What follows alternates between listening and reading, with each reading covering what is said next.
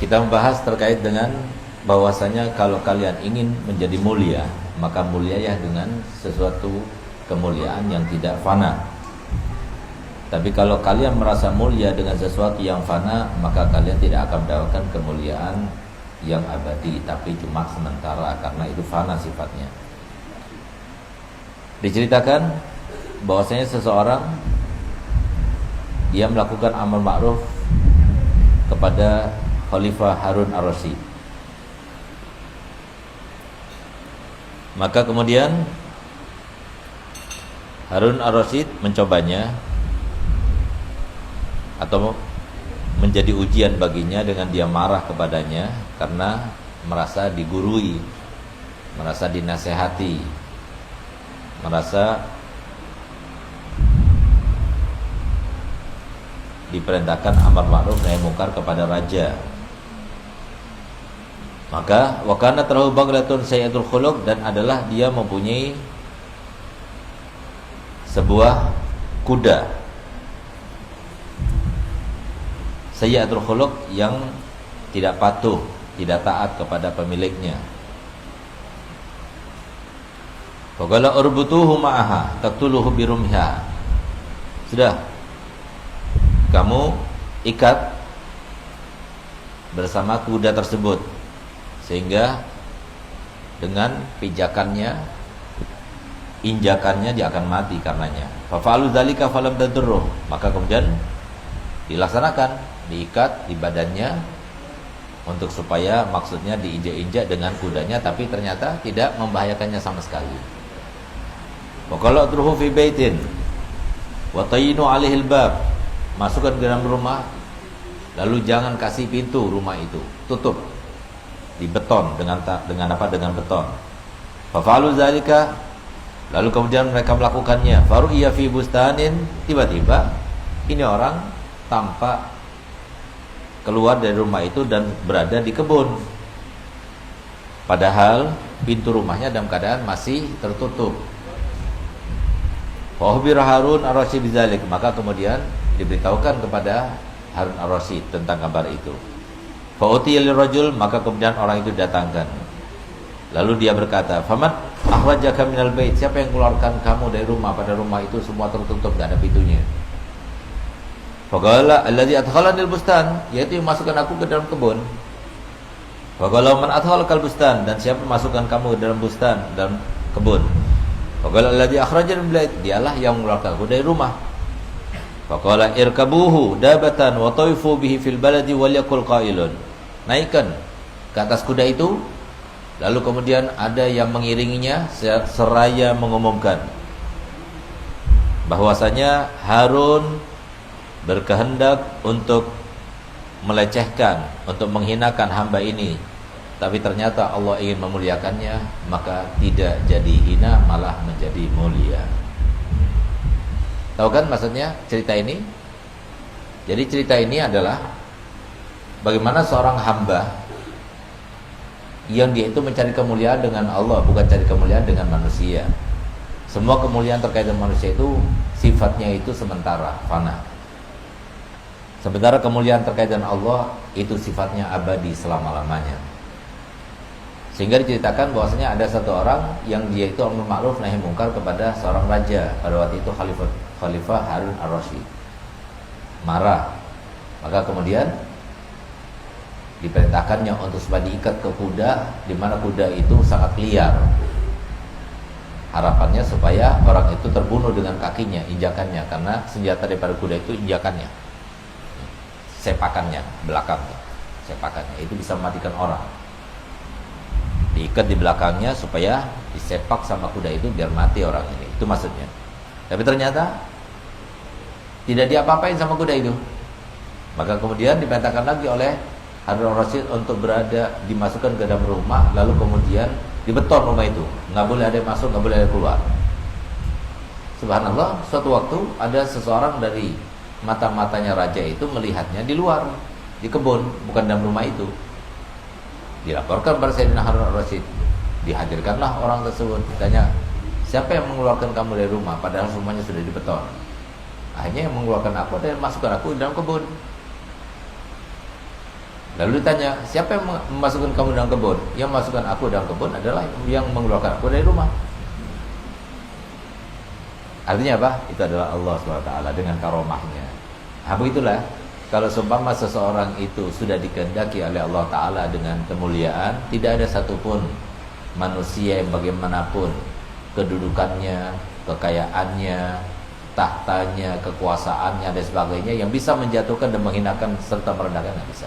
Tapi sebaliknya, kalau sudah seseorang itu dikehendaki oleh Allah Ta'ala dengan kehinaan, kemuliaan apapun yang dimilikinya, kekuasaan, jabatan dan sebagainya, semuanya tidak akan bermanfaat, pasti akan hina. Nah, oleh karena itu maka di sini kata Imam Ibn Athaillah Al-Iskandarani, hendaknya kalian itu mencari kemuliaan-kemuliaan di sisi Allah yang selama-lamanya. Jangan mencari kemuliaan-kemuliaan di sisi manusia yang sifatnya sementara. Apalagi dengan mencari kemuliaan dengan keduniaan. Orang kan dengan dunia itu sombong, dengan dunianya itu dia merasa lebih baik daripada yang lainnya, sok-sokan dan sebagainya. Nah, ini sementara sifatnya. Rumah itu baru setelah berapa tahun jadi lama. Mobil itu baru setelah berapa lama jadi bukan lagi mobil baru. Dan itu seterusnya. Itu semua sifat yang terkait dengan kemuliaan di dunia itu ya seperti itu. Sama seperti bentuk dunianya. Kadang-kadang di bawah, kadang di tengah, kadang di atas. Kan bentuknya kan bundar. Aja seperti itu. Tapi kalau yang terkait dengan Allah, menanjak terus naik ke atas, menanjak terus naik ke atas itu. Dan tidak berkurang. Nah, oleh karena itu maka carilah kemuliaan yang terkait dengan kemuliaan Allah supaya tidak bersifatkan sementara tapi terus abadi. Artinya lebih jelasnya, lebih mendetailnya, lebih mudahnya untuk dicerna adalah kalian ingin menjadi kaya, silahkan. Kalian ingin menjadi seorang yang berpengaruh besar, silahkan. Semuanya bisa. Bisa kamu cari, kamu hilah bagaimana cara supaya kamu dapatkan, bisa semuanya. Tapi ketahuilah, kalau kamu mencari kemuliaan di sisi Allah, maka Allah akan muliakan kamu di mata manusia. Tapi kalau kalian mencari kemuliaan di mata manusia, maka belum tentu Allah akan memuliakan kamu di mata mereka. Nah, itulah kesimpulan daripada apa yang kita baca ini. Sehingga banyak di antara kita yang tidak peduli, mohon maaf ya. Kadang-kadang dia dosa, nggak apa-apa dosa, kan nggak tahu juga orang mencuri, berghibah dan sebagainya. Orangnya kan yang bersangkutan nggak tahu. Disangkanya orang itu yang akan membalasnya, orang itu yang akan menghinakannya, orang itu yang akan merendahkannya. Padahal Allah Maha tahu. Ya lahum ma tusirruna wa ma tu'linun. Ini maksudnya carilah kemuliaan yang terkait dengan Allah. Jangan cari kemuliaan yang sifatnya sementara. Semua yang terkait dengan manusia ini semuanya sifatnya sementara. Semua yang terkait dengan dunia itu sifatnya sementara. Semua yang terkait dengan pandangan manusia, kesaksian manusia, pujian manusia itu sifatnya sementara. Berapa banyak bahkan manusia masih hidup sekarang memuji, besok sudah mencela. Itu manusia. Tapi kalau kita mencari pujian Allah dengan cara kita mendekatkan diri kepadanya dengan sifat-sifat yang baik, maka nanti kita akan diangkat oleh Allah Ta'ala setinggi-tingginya dan dimuliakan Allah Ta'ala semulia-mulianya. Itu maksudnya. Nah, jadi jangan sampai kita itu beranggapan manusia itu bisa berbuat, bisa mewarnai, bisa mengangkat, bisa merendahkan. Tidak. Yang bisa melakukan itu semuanya adalah Allah. Kalau seumpama ada yang semacam itu, kamu yakin? Enggak, saya dekat sama presiden, saya punya uang banyak dan sebagainya. Itu sementara. Tunggu sebentar lagi. Akan jatuh, akan hilang. Tapi kalau sudah kemuliaan di sisi Allah terus selamanya, nggak bakal hilang sama sekali, nggak bakal berkurang sedikit pun. Itu kalau kemuliaan di sisi Allah. Nah, buktinya kita lihat setiap pengikut para nabi dan rasul itu awalnya sedikit, tambah banyak, tambah banyak, tambah banyak. Setelah meninggal tambah banyak terus, nggak ada habis-habisnya. Itu kemuliaan di sisi Allah. Kita pernah dengar di negeri ini bermacam-macam pengaruh yang sudah pernah ada. Baik itu seorang alim dengan pengaruhnya besar dulu yang hadir sampai puluhan ribu, ratusan ribu, tapi sekarang sudah berkurang. Ya. Begitu pula kekayaan yang dimiliki, dengan kekayaannya dia itu mencari pengaruh di mata manusia. Dulu dia itu bisa mendatangkan sekian orang, tapi sekarang sudah berkurang. Tapi yang terkait dengan Allah tidak berkurang, terus bertambah. Jadi tanda-tandanya Ada baba. oh ya, belum masuk. Bahwasanya di atas. Ke atas. Ya udah ke atas tadi. Udah. Oh, ya. Tandanya bahwasanya Nanti turun lagi Injik. yaitu adalah memiliki kemuliaan dari Allah, tambah berkembang, tambah tinggi. Ya semoga kita termasuk mendapatkan kemuliaan tersebut. Oh itu kan orang khusus Ustaz yang mendapatkan kemuliaan tersebut. Siapa bilang? Berarti Allah Ta'ala tidak maha adil, tidak sesuai dengan sifatnya. Kalau kita mengatakan demikian, tidak, semuanya bisa. Kalian semuanya bisa. Allah kasih modal masing-masing dengan yang Allah berikan. Ada yang modalnya untuk menjembatani dia mendapatkan kemuliaan sisi Allah, jadi istri yang salihah, jadi ustazah, dia diberikan uang yang lebih, gunakan uangnya untuk berdekatan diri kepada Allah Ta'ala.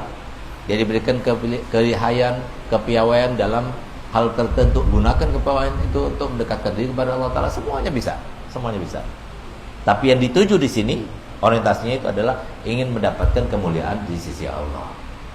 Coba lihat, ambil contoh dari satu cerita untuk kita pastikan bahwa kita semuanya mempunyai modal yang sama. Jadi jangan sampai kita mengatakan, oh enak ya Ustazah Fulan itu enak ya, kenapa dia punya modal ilmu, dia punya modal begini begitu, dia seorang syarifah, seorang sayyid, seorang ini. Enggak ada, semuanya sama. Karena Allah Ta'ala menciptakan manusia itu dengan konsep yang sama. Apa itu? Semua ada kelebihan, semua ada kekurangan. Tapi yang harus kita lakukan adalah otak yang Allah berikan kepada kita itu harus digunakan bagaimana cara mendapatkan ridhonya Allah. Ini satu contoh. Ada satu perempuan tua, umurnya sekitar 79 tahun. Ini kejadian nyata, ya, bukan cuma cerita, tapi kejadian nyata yang terjadi di Masjid Sumeneb, ya, masjid kerajaan, Masjid Jami yang ada di alun-alun itu.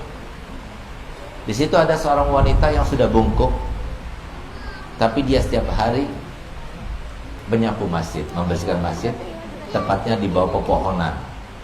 Di dalam masjid ada pohonnya, sehingga setiap hari itu pasti banyak daun-daun di situ. Maka perempuan yang tua ini dia menyapu dengan sapu lidi itu, kumpulkan, dibuang di tempat sampah. Itu dilakukannya sudah semenjak sekian belas tahun dia lakukan. Sampai suatu waktu salah satu daripada takmir masjid merasa kesian, karena ibu itu sudah tua, bungkuk pula, ditambah lagi sangat lamban pekerjaannya dan sebagainya. Jadi dia nggak tega melihatnya. Bagus kan? Tujuannya bagus kan? Sehingga apa? Sebelum ibu itu datang sudah dibersihkan. Dia datang sudah bersih, duduk sejenak, lalu dia pulang. Keesokan hanya dia datang, lalu dia lihat sudah bersih, duduk sejenak, bahkan hari kedua dia sampai meneteskan air mata, pulang. Hari ketiga dia datang lagi, lalu dia lihat sudah bersih, dia duduk dalam keadaan sedih sampai menangis tersungguh-sungguh, jadi nangis sungguhan. Lalu dia pergi. Hari keempat dia datang, begitu pula bersih, tapi dia menangis. Siapa yang bersihkan ini? Dia tanya, siapa yang bersihkan ini? Akhirnya datanglah salah satu pengurus menceritakan kepadanya bahwasanya kami ini membersihkan Nek karena kasihan sama nenek. Nenek bukan saatnya lagi seperti ini. Kami tidak tega melihat nenek, sehingga sebelum nenek datang kami bersihkan. Apa kata nenek itu? Teganya engkau melakukannya kepadaku. Aku ini tidak bisa berbuat apa-apa. Aku mau bersedekah tidak bisa, karena aku orang gak punya. Aku mau berbuat lebih daripada itu, aku tidak mampu, karena aku sudah tua. Ini saja aku bisa lakukan. Ketahuilah bahwasanya daun-daun yang aku kumpulkan dan aku bersihkan itu aku hitung. Lalu kemudian dengan hitungan daun-daun tersebut aku berselawat kepada Nabi Muhammad. Coba lihat bagaimana seorang tua itu, dia ingin mendekatkan diri kepada Allah Ta'ala dengan cara menjembataninya kepada Allah Ta'ala dengan cara seperti itu. Bisa-bisa. Apa yang tidak bisa kita lakukan? Bisa, semuanya bisa. Tapi niatkan dari hati. Ini adalah amal saya yang khalis lillah, yang karena Allah saya lakukan. Ingin mendekatkan diri kepada Allah SWT. Jangan pernah lihat manusianya, jangan lihat manusianya. Manusia itu sudah dinyatakan Allah Ta'ala dari awalnya. Wa ja'alna ba'dakum li ba'din fitnatan atasbirun. Kalau kamu lihat orangnya susah, kamu mau berbuat baik. Kamu mau berbuat baik kepada suami, suaminya membebaninya. Sampai lagu viral itu. Yang lagu viral itu loh. Enak saja kamu sebagai suami tidur-tiduran, bangun ngerokok katanya. Yang kerja istri, yang ngasih makan istri. Jadi kalau semua kita mau mikir-mikir kepada yang semacam itu, pertimbangan semacam itu, nggak jadi kita berbuat untuk Allah Ta'ala. Jangan pedulikan. Yang penting di sini kewajiban kita apa? Siapa yang mewajibkan? Bukan suami itu, Allah yang mewajibkan. Haknya orang itu apa? Bukan kita yang memberi hak itu. Yang memutuskan hak itu bagaimana? Bukan, Allah dan Rasulnya yang menentukan. Laksanakan. Untuk siapa? Untuk diri kita sendiri, bukan orang lain. Nah, sementara kewajibannya Allah memberikan rezeki kalian, memberikan kesehatan kalian dan sebagainya, nggak bakal kurang sedikit pun. Jangan takut. Jangan sangka Allah Ta'ala seperti kita, yang kadang-kadang kita lalai untuk melaksanakan hak kita kepada yang lainnya yang berhak untuk mendapatkannya dari kita. Allah Ta'ala tidak seperti itu. Allah Ta'ala tanggung jawab. Allah menciptakan kalian, Allah tanggung jawab dengan nafkah kalian, makan kalian, urusan kalian, nafas kalian. Allah berikan semuanya. Nah, tapi hendaknya kita sibuk dengan diri kita masing-masing, bahwasanya carilah kemuliaan di sisi Allah, bukan kemuliaan di mata manusia. Dari mulai sekarang, ayo sama-sama kita berubah. Jadi ibu untuk Allah, jadi istri untuk Allah, jadi anak untuk Allah, jadi ustazah untuk Allah, jadi pedagang untuk Allah, semuanya untuk Allah. Nah, di sini banyak untuk menggambarkan untuk Allah ini, banyak yang tidak paham di antara kalian. Tadi seperti ibu tadi itu, nenek-nenek tadi itu, dia berusaha untuk berbuat di akhir-akhir umurnya. Kenapa? Ingin mendapatkan sesuatu yang dianggap oleh Allah Ta'ala sebuah kebaikan. Allah Maha Rahim, Allah Maha Rahmat, Allah Maha Kasih, Allah Maha Sayang. Nah, itulah cari. Jangan fokus pada manusianya. Sebagaimana dikatakan oleh Syekh Abdul Jalani, kun ma'al khalqi, kun ma'al haqqi ka'an la khalqah. Jadilah kamu itu bersama Allah, al-haq. Allah, tidak ada makhluk, yang ada adalah Allah. Udah, syukuri, sabari. Syukuri, sabari.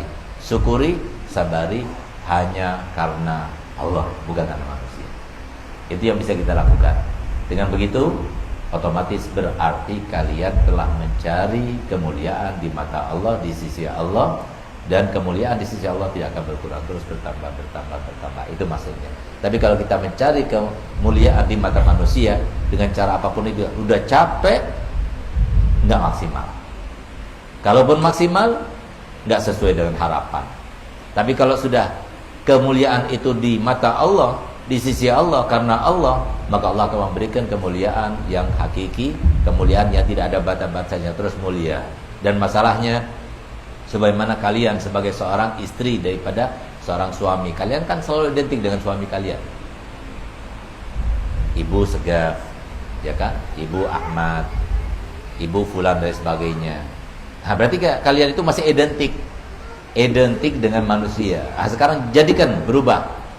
Kalian itu lebih dikenal terkait dengan dirinya, bukan dari suaminya.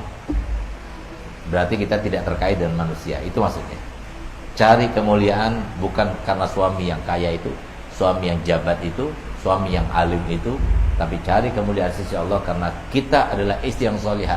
Disebutnya itu fulana, istri yang solihah. Fulana yang menghatamkan Quran setiap 3 hari sekali. Fulana yang nggak pernah mengeluh. Fulana, jadi nggak ada tendensi sama sekali terkait dengan Abu Hasan, tapi Bapak Khadijah sendiri berdirinya. Dia seorang murabbiyah, dia seorang abidah, dia seorang yang dekat pada Allah dan Rasulnya, dia seorang yang betul-betul pasrah kepadanya. Dia sendiri, nggak ada terkait sama suami, dia sendiri yang berbuat.